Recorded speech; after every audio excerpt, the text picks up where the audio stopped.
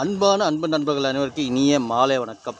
வேலை முடிஞ்சுதுங்க. வேலை முடிஞ்சு சரி ஆஃபீஸ் விட்டு வெளியில் வந்தேங்க. வெளியில் வந்தால் பார்த்தீங்கன்னாக்கா சரியான கருமேகமாக இருந்தது. பார்த்தீங்கன்னா மழை ஒரு காட்டுச்சு பாருங்கள். பார்த்தீங்கன்னா ரோடெல்லாம் தண்ணி, பார்த்தீங்களா மழை பெஞ்சு ரோடெல்லாம் தண்ணி. இப்போது தூரல் போட்டு தான் இருக்குது பாருங்கள். ஜூம் பண்ணி கட்டுற பாருங்கள், தெரியுதுங்களா? இப்போது தூரல் போட்டு தான் இருக்குது.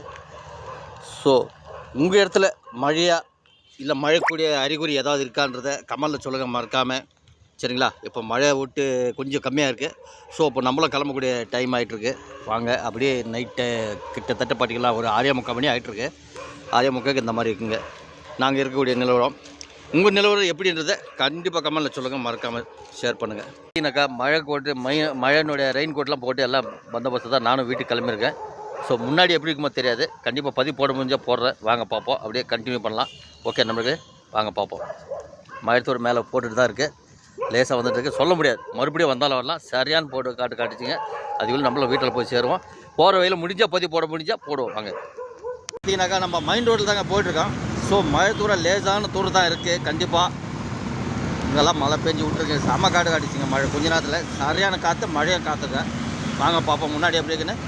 இங்கே வந்தாலே எப்போவுமே இந்த மெட்ரோக்கில் வந்து டிராஃபிக் கண்டிப்பாக இருக்குங்க. ஏன்னாக்கா மேலேருந்து லெஃப்ட்லேருந்து ஒரு ரோடு வந்து ஜாயின் ஆகும். ஸோ அதனால் டிராஃபிக் கொஞ்சம் கூடுதலாக இருக்குங்க. அப்படியே அந்த போகிற வழியில் வந்தேங்க. வந்த வழியில் பார்த்தீங்கன்னாக்கா ஸ்ரீ கணேஷ் சாட்ஸ் அண்ட் ஃபுட்ஸ் இருக்குது இல்லையா, அங்கே ஒரு கோபி மஞ்சள் பார்சல் வாங்கிட்டு போகலாம் அப்படின்னு சொல்லி வீட்டுக்கு அதான் வாங்கியிருக்கேன். வாங்க போய் பார்ப்போம் எப்படி இதுங்க சாப்பிட்லாம். போகிற வழியில் தான் இங்கே போயிட்டுருக்கோம். ஸோ அந்த கடையில் ஒரு பார்சல் வாங்கிட்டு அப்படியே கிளம்பிட்டேன். கிளம்புறப்பட்டு பார்த்தீங்கன்னாக்கா அங்கே மழையில் பாருங்கள். நம்ம போகக்கூடிய இடத்துல வந்து மழையே இல்லை. இதே ஒரு 2 கிலோமீட்டர் நம்ம வரும்போது பார்த்தீங்கன்னா சரியான மழை பெஞ்சிட்டு இருக்குது. அதுக்காக தான் நான் ரெயின் கோட்டில் போட்டுட்டு வந்தேன். வாங்க முன்னாடி எப்படி பார்ப்போம். சுத்தமாக பார்த்தீங்கன்னா எங்கள் வீட்டு பக்கமெல்லாம் வந்து மழையே இல்லைங்க. சுத்தமாக ட்ரையாக கிடக்கு.